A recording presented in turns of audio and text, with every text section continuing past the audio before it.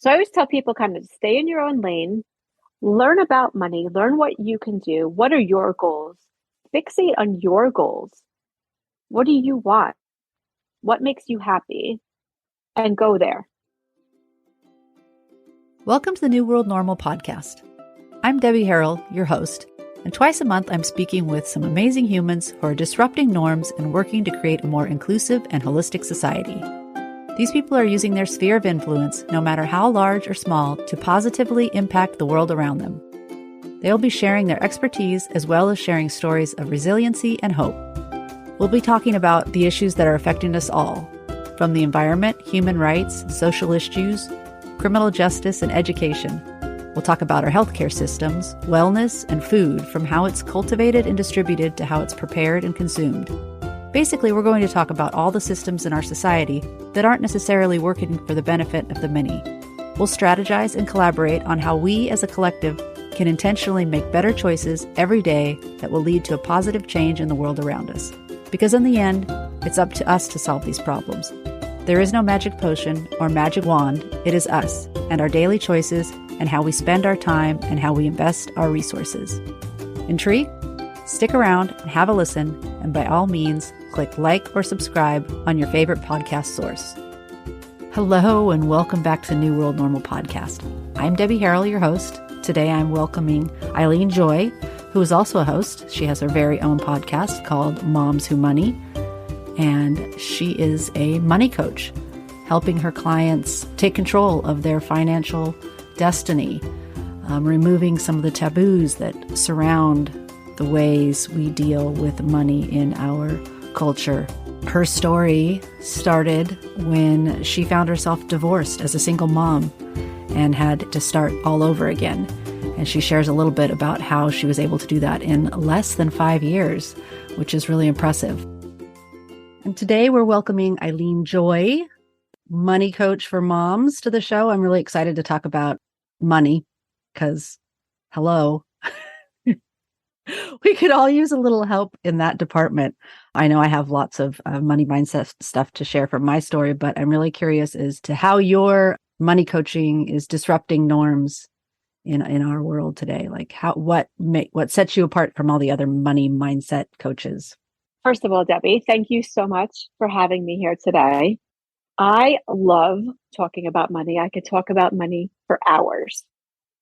And it's interesting because what I have noticed is that during my own money exploration was how taboo the subject of money is and how no one talks about it and how money has become this just mysterious thing that people ignore. But yet it's one of the very most important things in our lives. Money makes the world go round, right? But no one knows what to do with it. I kind of feel like it's similar to we're always told not to talk about politics and religion. And now we can't even attempt to have a civil conversation about it because everyone loses their mind. And I feel like money's kind of in that same regard. And there's that, I know I personally have a huge love-hate relationship with it. Like it's the source of so much good, or it can be. But nowadays we see how it can also be the source of so much, I mean, I'm going to call it evil, the love of the greed and the power hungry people that are in love with money and power and control can wreak a lot of havoc. And I love the idea of us taking some of that control back in our personal finances. So what led you to the world of money coaching? Well, it all started from my divorce. And this is what led me to become a money coach. Was I went through this crazy divorce and I had to sell my house to pay for my divorce. I had to get a new job because at the time I was working with my sister-in-law and now my ex-sister-in-law, and she was trying to make my life miserable at work. And I had a great job. So I had to leave and find another great job. And then my son and I got into a really bad car accident and totaled my car, and we both ended up in the hospital. And all of this was happening in the aftermath of bankruptcy. And so as soon as my divorce was final, I received a check in the mail from my attorney's office because during the divorce, they seized everything of mine. Because once I had run out of money, they started harassing me for money, telling me they were going to stop services and do all these things and come after me. And I had to sell my house to pay them. And I would have gotten tens of thousands of dollars from the sale of my home. But all I was left with was this envelope that I received from my attorney's office with the check inside for $347. Oh my gosh. And so I lost everything, everything. I opened the envelope. I was in shock, and I fell to the ground and just started sobbing. And I was like, okay, this is what rock bottom's like. Here I am, a single mom with a 5-year-old, and I've got nothing. So I'm gonna cry. Like I am so sorry. That is a horrible position to be in. It was terrible. It was terrible. And at first I was, woe is me. I don't know. What am I going to do? What am I going to do? And all those things. And I, for a while, kept thinking, what am I going to do? But got a new house. I got a new job, a great job, got a new car, all the things. And I picked myself up and I put all the pieces back together. I have to stop. How did you do that? Well, I had an aha moment, and it all started from that. Everyone has their aha moment at some point in their life, right? So for this point in my life, my aha moment was actually after I had gotten off the phone with my financial advisor. And I had a friend who was my financial advisor at the time. And when I had left my job, I had given her the money that I had rolled over from my 401k to take care of for me. And I had also given her some money that my grandmother had left me when she had passed away because I didn't want to spend it and I didn't know what to do with it. So she was like, well, just give it to me. I'll take care of it for you. And I said, okay, well, you know what you're doing. I feel the foreshadowing of a drama movie coming. What I have learned from all of this is that the best financial advisor is the one staring you back in the mirror, because you, at the end of the day, are the only one that cares about your money. No one else cares about your money but you.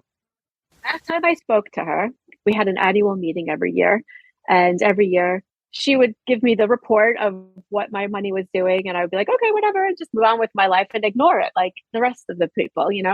And so she said something to me. She said, the market was so amazing this year and it went up like 25% and blah, blah, blah, blah, blah. And she's like, oh, and the money and the money and the money. And I looked at my money and I said, well, where's my money? My money's not growing.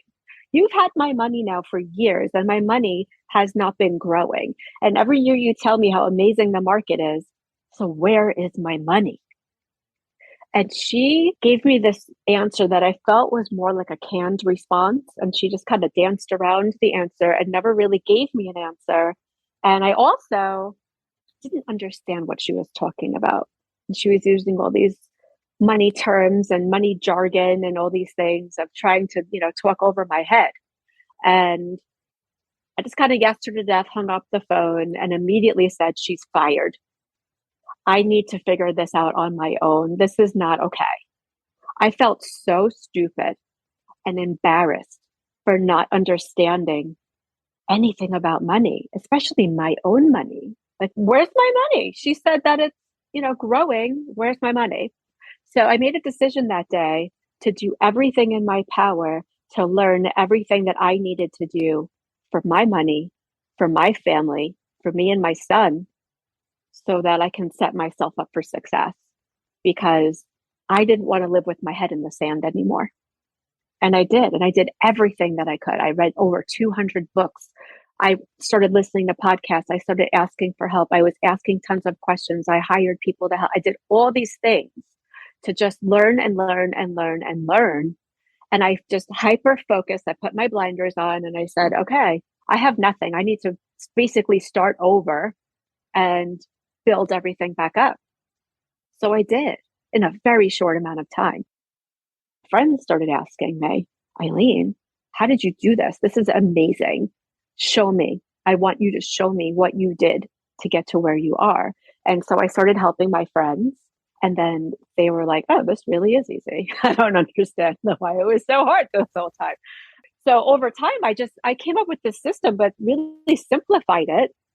And then I just showed people what I was doing. And then my friends started telling their friends, Eileen can help you, Eileen can help you. And then here I am now, a money coach. It's amazing. And kind of the rest is history. Yeah. One little nugget, or a couple of the nuggets that I love from what you just said is your best financial advisor is the person staring you in the mirror. And I feel like that's one of those universal truths for a lot of problems we face in life. We're always looking for solutions outside of us to experts, which, yes, there are experts in field, like you've taken the time to educate yourself about money. So yes, I would say you're an expert in the field, but knowing ourselves and our needs and the best way to solve problems for ourselves is often right inside of us. If we take the time to sit with it and really, which that's the part where people get a little like, I don't have the time to sit with this and try and figure it out myself. And the fact that word of mouth and your friends all rallied and like, hey, this is easy. Like she can help you. So what was the one thing what was like the first thing that you did to turn your tide and to help your friends? Like, what's the first piece of advice you give? It's to normalize money, normalize talking about it, just normalize it. It can't be taboo anymore. It can't. And so during my own research on my money and just everything that I found and through all the education that I've given myself, and now I empower women with a financial education and also empower their kids. And this is the most profound thing that I have found is that when we're born, we take in all of our conditioning between the ages of 0 to 7, all of it, money, whatever, everything, right? So we're taking in all these messages and then they live in our subconscious. And that's how we operate for the rest of our lives, unless we choose to change it, unless we become mindful of it and understand that that's how we're operating. So I talk about our money story, and that is really the place to start, is understanding where your money story comes from. And it all starts from your environment, right? So ages 0 to 7, we don't learn about money in school. We learn about money from our parents. We learn about money from our environment. We learn about money just from experiencing life. But no one is actually teaching physically about money. So we take learning from our environment. So where my money story originated was with my parents. My mom was a spender and my dad had a gambling addiction. And so there was never any money. It was being spent somehow. It was always gone. And in my house, it was just a whole bunch of fighting, screaming, yelling, fighting about money all the time, almost on a daily basis. And so my sister and I got the messages that money causes fights. Money is bad. We shouldn't talk about money because it just creates all of this animosity and just screaming and fighting and just hate. And so we never talked about it.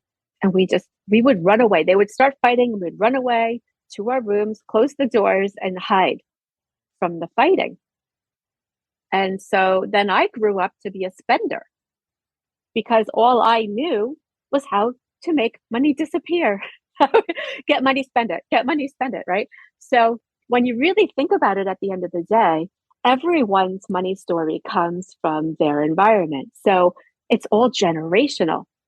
So our parents learned about money from their parents, and then their parents learned about money from their parents, and back and back and back and back.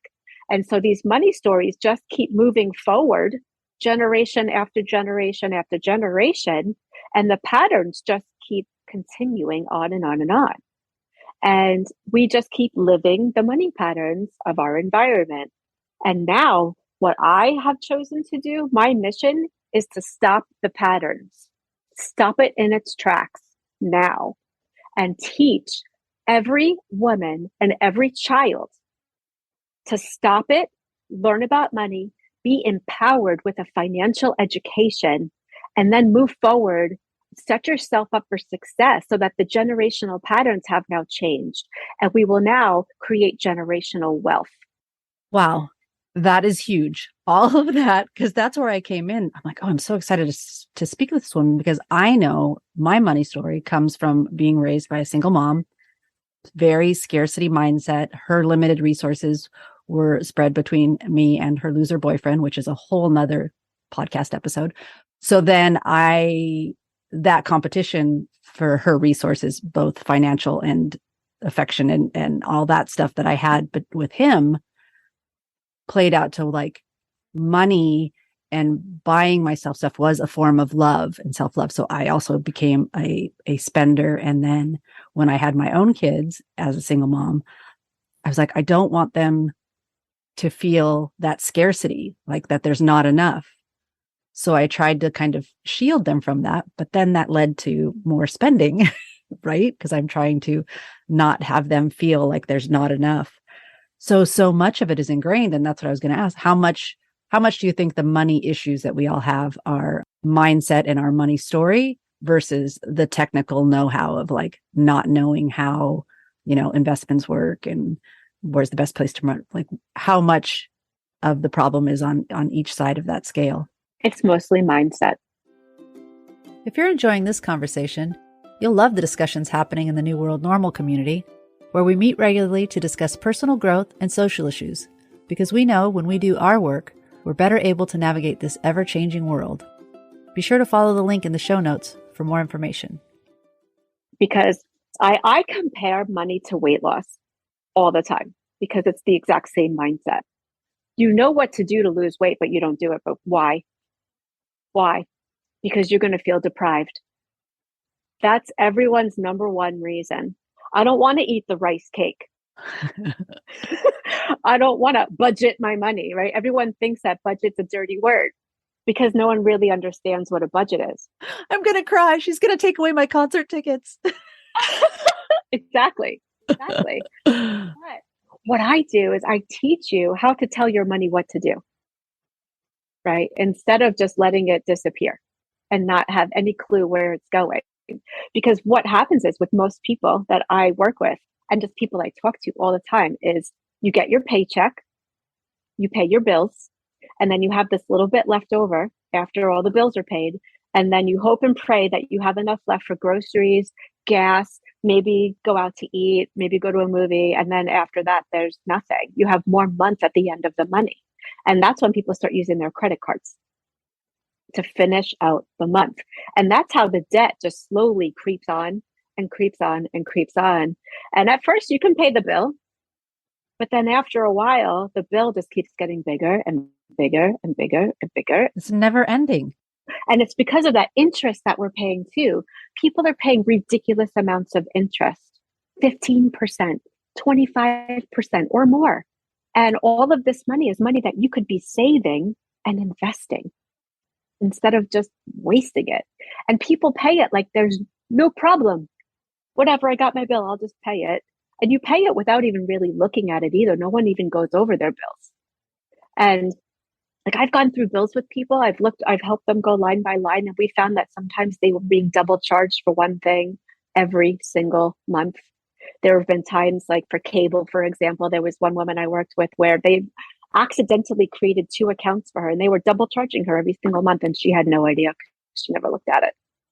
So one of the things, once we get through the mindset piece and working through and finding out what money type you are and how you feel about money and getting through all of those things, then we work on awareness because that's really key is just simply paying attention to your money, right? We need to nurture our money relationship just like any other relationship, right? Like we want to be loved. We want to be cared about. We want to feel wanted and needed and that we're enough and that we matter. So does your money. We just ignore it. And that's why it's not doing anything for you. And it's putting you in such a bad place because you just ignore it. And it's like the same thing with weight loss. Like I always say, the more you talk about money, right? So it's like the more you exercise, the easier it becomes. So the same thing is the more you talk about money, the easier it becomes. And so in my house, so when I got divorced, my son was 5, now he's 10. Wow, this has only been in the past 5 years? Yes, very short amount of time. Very short amount of time. So I have been teaching my son. So as I've been learning about money, I've been teaching my son as well. And so we talk about money in my house like we talk about the weather, like it's no big deal, or how was your day? It's just another thing that we talk about. And we talk about it so much that he doesn't have that money story. He doesn't have those money is evil, people who have money are greedy, and all these things that people think because I've normalized it so much. And I've empowered him to teach him how to budget his money. So I give him an allowance, and every Thursday is payday. And every single Thursday, we sit down together. I created this little simple spreadsheet for him to track his money and to just look at what he's saving. And then he also has an app. So on his app, it's for kids. There's an app called Greenlight, and there's a few other ones. They're all basically the same. And so what it is an FDIC insured bank account where you can actually budget your money within their app, and you can also attach their chores to it. So I give him chores, and he can check off his chores that they're done in the app. And then every Thursday he gets paid. So on Thursdays, I give him cash, and I also give him digital money. So I've been teaching him how to use both because we need to know how to use both, right? So he has his cash and he has his digital money, and we allocate it to the 4 buckets that I teach. The 4 buckets are very simple. I teach adults like I teach my child. I teach my 10-year-old. This is how I teach money. I make it so easy, so simple, because it is, right? So all we do is we save, we invest, we give, and then we spend. And that is it, right? So when he gets paid, he allocates his money. We have certain percentages set up for him that we figured out for him. And so he saves, he invests, he gives. He has an amazing charity that he donates to every month. And he has his spending category, right? So he has his cash that he spends, and then he also has the cash on the card. And so every time we go grocery shopping or we go out, we bring his wallet. Because if he wants something, he just pays for it himself.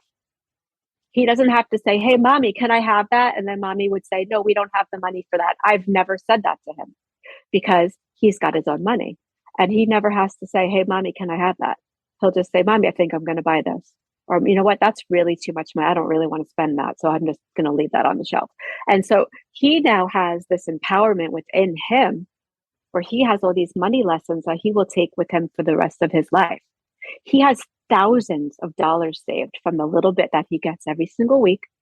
He's saving for a car. By the time he turns 18, he'll be buying his own car. He has investment, his own investment account that he can use as he gets older for whatever. We're going to open up a Roth IRA for him when he starts working and all of that so that he will be set for life. This is amazing. And the most amazing part of that is how simple and logical. It just makes perfect sense, and why more of us aren't doing that. Like I think about, missed opportunities with my kids. And I'm like, I wonder if she offers family deals. My kids are 26 and 22. One is a saver and one is a spender. Yeah. And I think like with my saver, I wish I could give him better advice, but I just don't know. You don't know what you don't know. And I'm my own mess, my own money story mess. But that is so amazing and so simple that anybody should be able to implement it and learn it and move forward with it. One thing you did say that I want to clarify from the beginning of the show when I said about people being greedy for power and money, I don't think all people with money are greedy, but I do think that in our society, in our current world, there are people that that live in excess. I mean, there is people that have money and they're affluent and they're living well and they're working and they're contributing. And then there's this other level that is, they're going into space. And I live in a resort town that's on the water. So you're like mega yachts. And so there is a level where it's like, I can make money, I can save money, I can spend money and live a life and a level that's higher than what I'm living right now. Like, I know I can do that and be comfortable. But then there's also a level where I feel like, is it too much? Like, do you think there is a too much? No, This is kind of off topic. no, there is no off topic with money because money can be talked about in so many different ways. So I'm in. But with money, there's so much to talk about with money that it's just, there's nothing off topic about money because money is money and there's so much to discuss about it. So much. Because it doesn't matter how much you have, everyone's got their own money story. Uh-huh. And I always talk about this too, is that everyone's trying to keep up with the Joneses, right? So there's a lot of people out there that seem to have a lot of money, but they're house poor, or their credit cards are maxed out, or they're getting calls from the bank that they haven't paid their mortgage for a few months and the house is going to be foreclosed and all these things because all they do is spend, right? And it's so interesting because the Joneses, I had looked it up because I wanted to know where that term came from, keeping up with the Joneses. So I found that it was an actual comic strip back from the 50s. And back in the 50s, all people knew were the people around them because there was no internet. So it wasn't as awful as it is today. So back then it was people wanting to keep up with their neighbors or their coworkers or their family members. And that was really where it ended. But then it just kept getting bigger and bigger and bigger as the world kept getting bigger and bigger and bigger. And now with social media and the internet and all of the fakeness that you see online with all the filters and the Photoshop and all of these things that we need, air quotes, to be something that we're not. And that's how society has made us feel, whether it be with our appearance or with our money or whatever.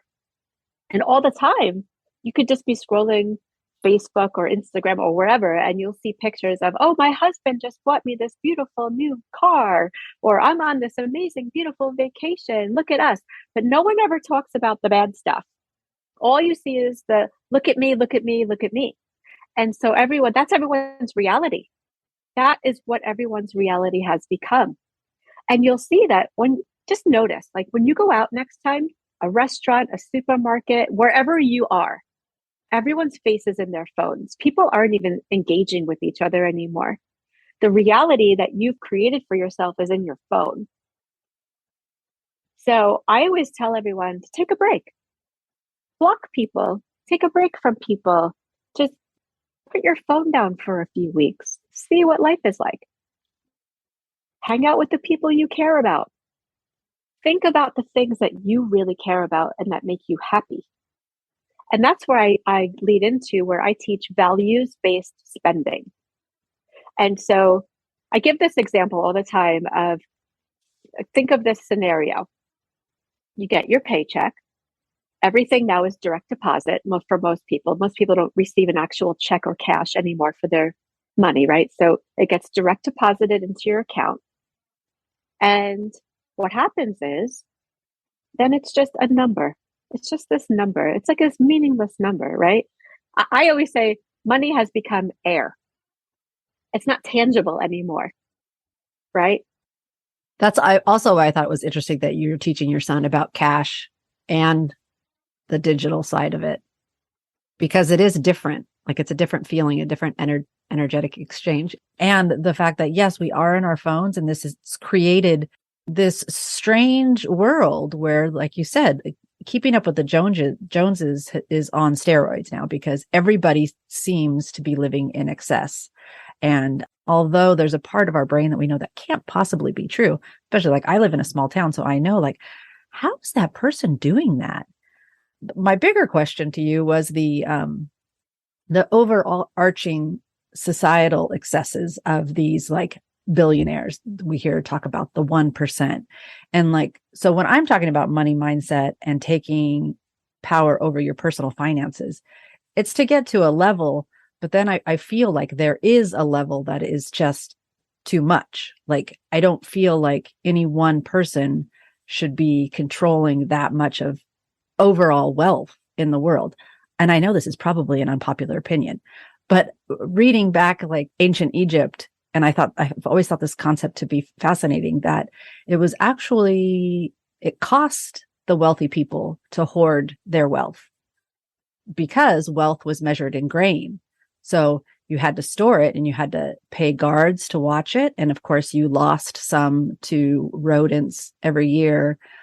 And that concept to me is still rings true to a level, like that these people at the very top, the 1%, we'll just refer to them, are sitting on these massive amounts of money.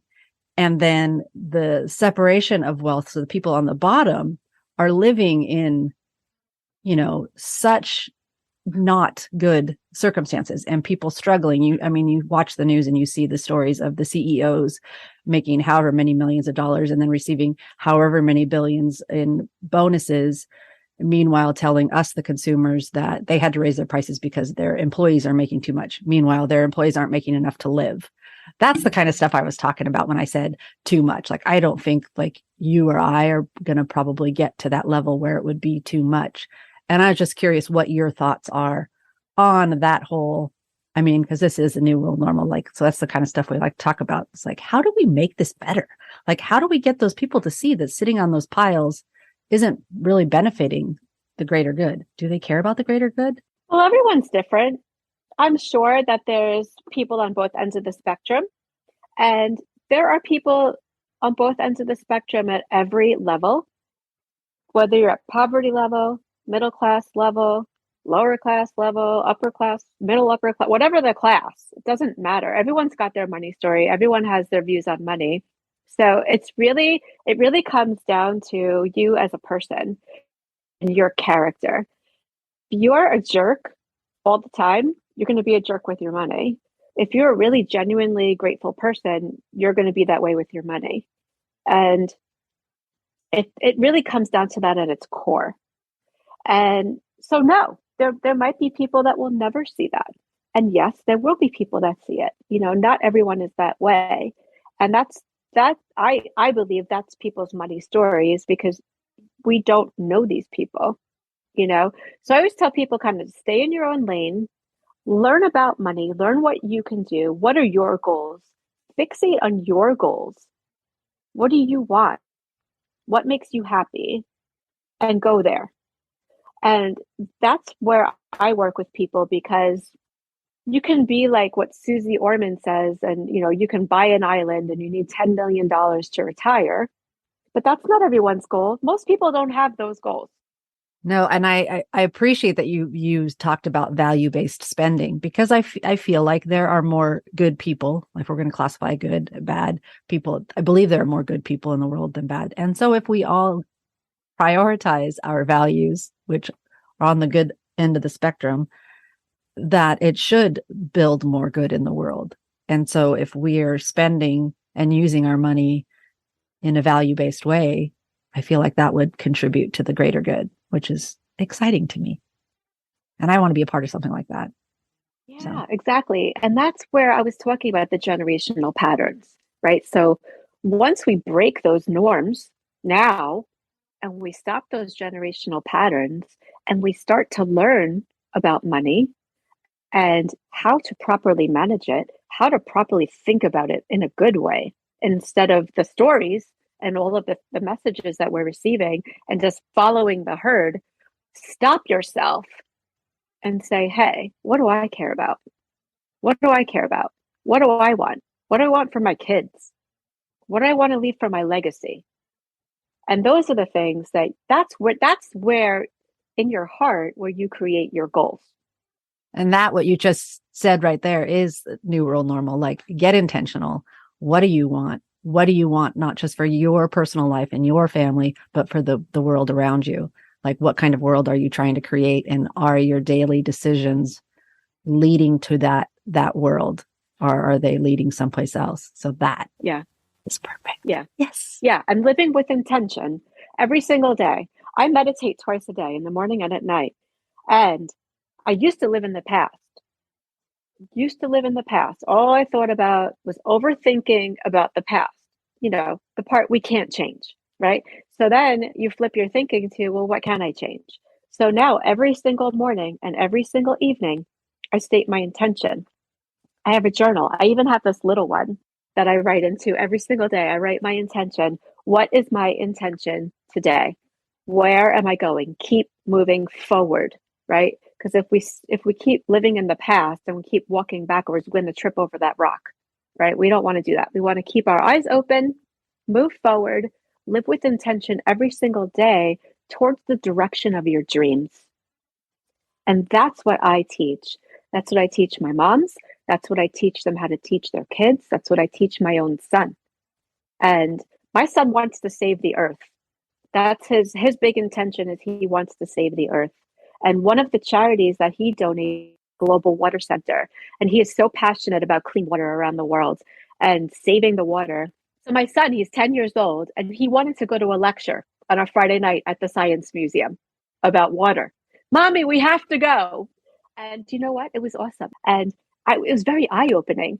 And one of the things too that was mind-blowing that I never ever thought about was that there has been no new water on this planet for billions of years. We're still using the same water that's been here for billions of years, right? And what are we doing to it? Oh my gosh. We're destroying the planet, right? Oh my gosh. I love that your teaching with your son was about money, is what it started out with. But like, what a byproduct that he's now passionate about the environment and wants to pay attention to water, because that is so huge. And that goes back to the universality. Like, I don't know, my brain isn't so distracted right now, but the universal nature of these tools for solving problems, like your journaling and your meditating, that is also going to, like, someone that's having a problem with something other than money, insert anything, distraction, procrastination, any of those big problems. If you can sit with it, journal about it, meditate on it, you're going to find solutions. And I love that you found money solutions in those same tools. Yeah. And I love, love, love that your son is interested in the environment and contributing to, because I myself was just thinking about, like, what environmental thing do I want to contribute to? And I was listening to an interview about, is it Matt Damon that has a water nonprofit? Anyways, now I definitely feel like I'm off topic. There is no off topic with money because it affects everything. It is. And that is part of my message to begin with, how interconnected everything is. And like, we can't fix one without fixing the other. You know, like, I feel like our current medical model is like, what's the symptom? Let me fix that. But like, what about the root cause? And so all these issues and systems are so interwoven. So if you pull at a thread on one of them, it's going to lead to all the other areas. One of the things that I like to close with is, and I honestly have no idea how long we've been talking because we jumped on late. That's true. But I could go for hours. I like to talk about, because we talk about disrupting norms in society. And if you could pick any norm in any system that bugs you and you could just disrupt it permanently, what would it be? I have a list, but let's see. I bet you do in one of your journals. Well, I also teach about the energetics of money and how important that is. I'm also a Reiki practitioner. I do past life regression hypnosis, and I'm certified in human design. And I use all of that with my clients so that we destroy money blocks. And like, it's just, there's so much. I'm like, oh my gosh. Okay. I seriously can talk about this for hours. But I don't think I mentioned this, but I was an overweight child, very overweight. And I dieted my way up to 245 pounds. I was a size 22. And I was bullied and tormented. And my self-esteem was just destroyed at a very young age.